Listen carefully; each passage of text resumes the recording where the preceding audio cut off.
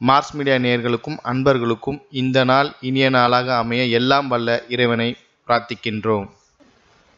இந்த சேனல் உங்களுக்கு பிடிச்சிருந்தா மறக்காம சப்ஸ்கிரைப் பண்ணுங்க, ஷேர் பண்ணுங்க, லைக் பண்ணுங்க, கமெண்ட் பண்ணுங்க. எனதொருமை தனுசு ராசி நேயர்களே, இன்னைக்கு இந்த பதிவுல என்ன பார்க்க போறோம் அப்படின்னா, நிகழும் மங்களகரமான குரோதி வருடம் ஆனி மாத ராசி பலன். இந்த ஆனி மாசத்துல உங்களுக்கு எந்தெந்த கிரகங்கள் அற்புதமா வேலை செய்ய போறது, எந்தெந்த கிரகங்கள் மூலமா நீங்க கவனமா இருக்கணும், பரிகாரமா என்ன பண்ணினா ரொம்ப விசேஷம் அப்படிங்கறத பத்திலாம் நம்ம இப்ப தெளிவா பார்க்க போறோம். இந்த மாசம் இந்த கிரக நிலைகள்னு பார்த்தீங்கன்னா, பஞ்சமஸ்தானமாகி 5ஆம் இடத்துல 5-12 கூடிய அதிபதி செவ்வாய் பகவான் ஆட்சி அமைச்சு சூப்பரா இருக்கார். பஞ்சமாதிபதி பஞ்சமஸ்தானத்திலே இருக்கார். அவரே விரையாதிபதி, அதாவது 2 ஆதிபத்தியம்.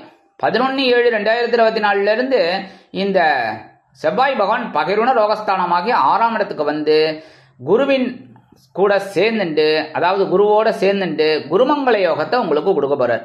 அடுத்தபடியா பகைருண ரோகஸ்தானத்துல உங்கள் ராசிநாதனும் சுகாதிபதியுமான குரு பகவான் பார்வைன்னு பார்த்தீங்கன்னா ஜீவனஸ்தானம், செலவு, அதே சமயம் வருமானம், இந்த 3 இடத்தை பார்க்கிறார். களத்திரஸ்தானத்துல 7-10 அதிபதி புதன், 6-11 அதிபதி சுக்கிரன், பாக்கியாதிபதியுமான சூரியன், இந்த 3 பேரும் இருக்கா. இந்த மாதிரி இருக்கும்போது புதனும் சூரியனும் சேர்றதுனால புதாதித்ய யோகம் இருக்கு. அதே சமயம் சுக்கிரனும் சேர்ந்துறது ரொம்ப அற்புதமான ஒரு முன்னேற்றம்.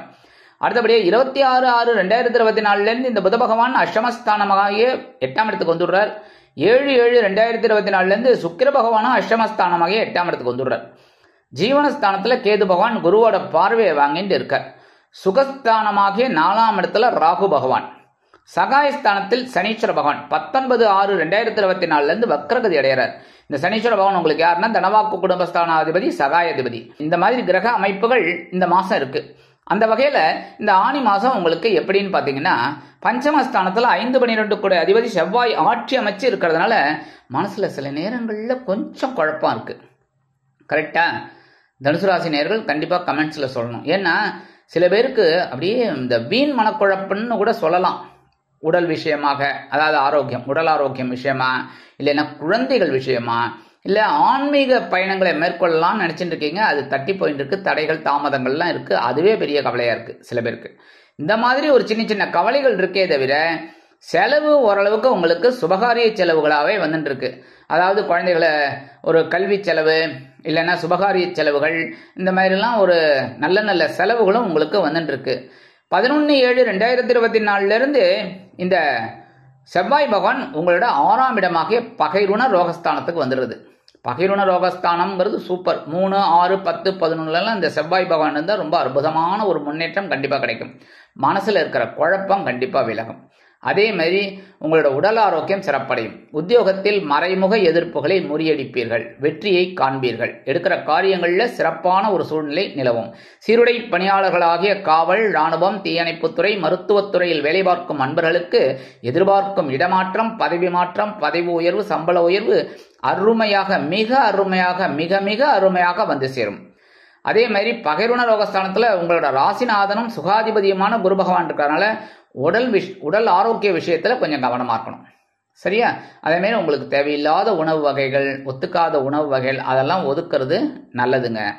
எடுக்கிற காரியங்களையும் கொஞ்சம் கவனமா இருக்கணும். மேக்சிமம் இந்த சக ஊழியர்களை அனுசரிச்சு போங்க.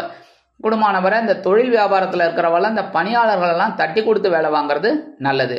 இருந்தாலும் இந்த குருவோட பார்வைங்கும் போது ஜீவனஸ்தானமாகிய 10ஆம் இடத்துல இருக்கிறதுனால தொழில் வியாபாரம் நல்லபடியா போயிட்டு இருக்கும்.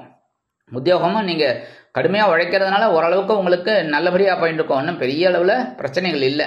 அதே சமயம் 7ஆம் பார்வை உங்களோட விரயஸ்தானமாகிய 12ஆம் இடத்தை பார்க்கறதுனால செலவுகள் கண்ணாபின்னான்னு வந்துட்டு இருக்கும். ஏதாவது ஒரு வகையில செலவு கண்டிப்பா வரும். யாருக்கு தான் செலவு இல்லைங்கிறீங்களா?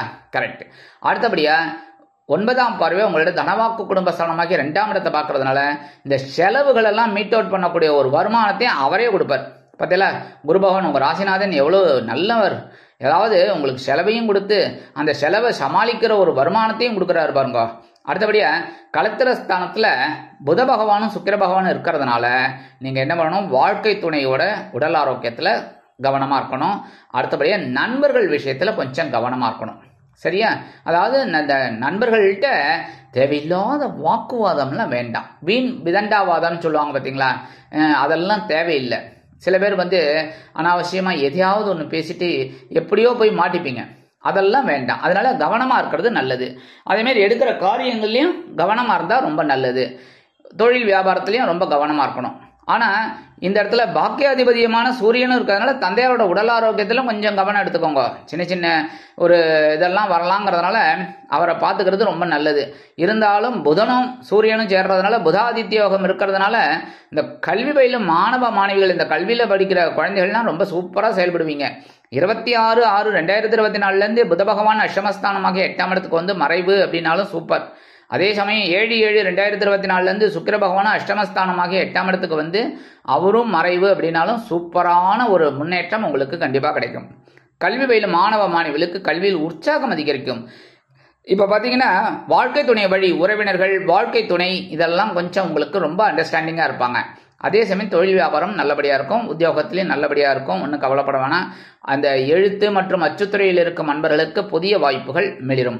இந்த கற்பனை திறன் அதிகமாகிறதுனால இந்த பாடல் ஆசிரியர்கள், இந்த எழுத்துத்துறையில் இருக்கா பத்தியில அந்த வசனம் எழுதுகிற வசனகர்த்தாக்கள் அவங்களுக்கெல்லாம் அற்புதமான ஒரு முன்னேற்றம் கண்டிப்பாக கிடைக்கும். அடுத்தபடியா ஜீவனஸ்தானத்தில் கேது பகவான் குருவோட பார்வையை வாங்கிட்டு இருக்கார். சுகஸ்தானமாக 4ஆம் இடத்துல ராகு பகவான். இது 2 தான்.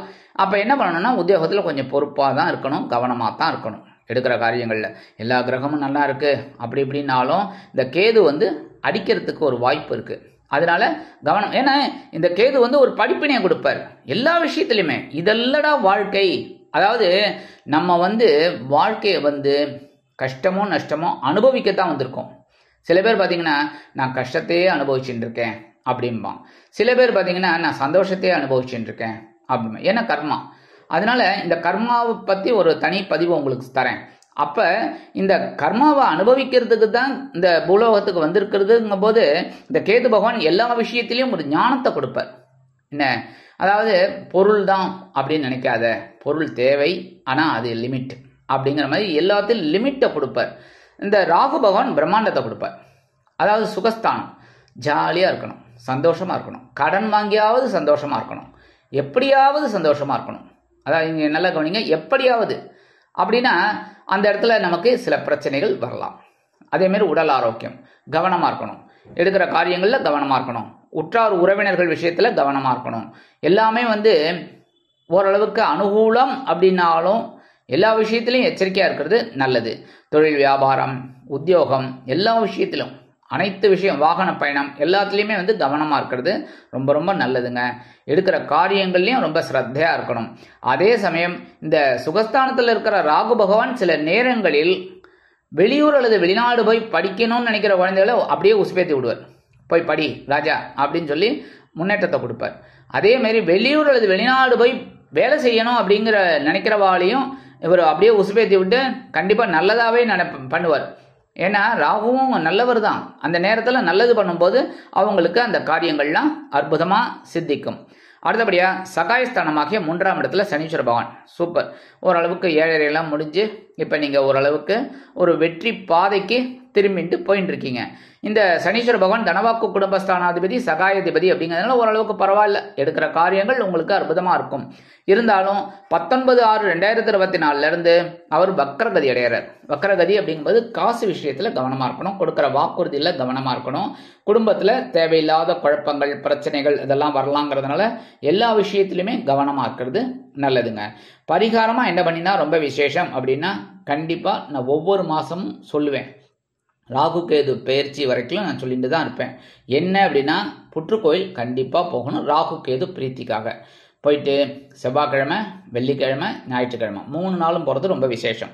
போக முடியல அப்படின்னா அட்லீஸ்ட் ஒரு நாள் கண்டிப்பாக போய் அம்பாள் தரிசனம் பண்ணுங்கோ. அதே சமயம் 2 நாகர்கள் செஞ்ச அந்த விக்கிரகத்தை வழிபாடு பண்ணுங்கோ. அதாவது எல்லாருமே ஒரு தப்பு பண்றாங்க, என்னன்னா தொட்டுக்கிட்டு பண்றாங்க. அதெல்லாம் தொடவே கூடாது. எந்த விக்கிரகமும் நம்ம தொடக்கூடாது. அந்த அபிஷேகம் பண்ற பெண்கள் ஆண்கள் அவங்க மட்டும்தான் அதை வந்து தொடலாம். அதாவது பரிகாரத்துக்காக பண்றாங்க பார்த்தீங்களா, அவங்க மட்டும்தான் அந்த இதெல்லாம் தொட்டுக்கிட்டு பண்ணலாம். மற்றபடி எல்லாரும் சாதாரணமாக போய் தொட்டு பண்றதெல்லாம் தப்பு.